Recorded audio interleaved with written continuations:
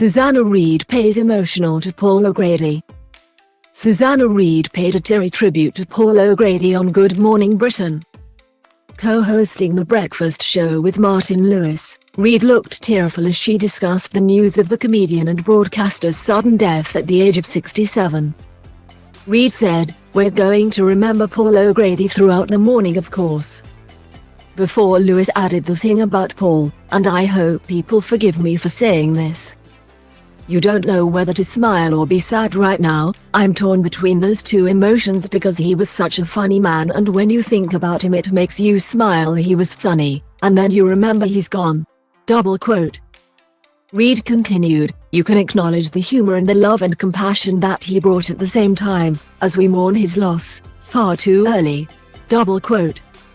The presenter then recalled Grady's appearance on Good Morning Britain to discuss his health after having 3 heart attacks in 12 years.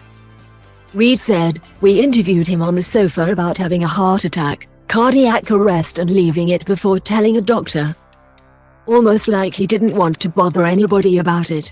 Double quote. Good Morning Britain featured a number of guests on to talk about Grady, including Richard Arnold, who recalled the first time he met the comedian. The broadcaster said, "Back in 1990, he was dressed as Lily Savage in a frock selling ice creams outside a venue that I was the front of house manager for. I looked up, and of course it was this handsome man standing there, but I'd only ever seen Paul as Lily.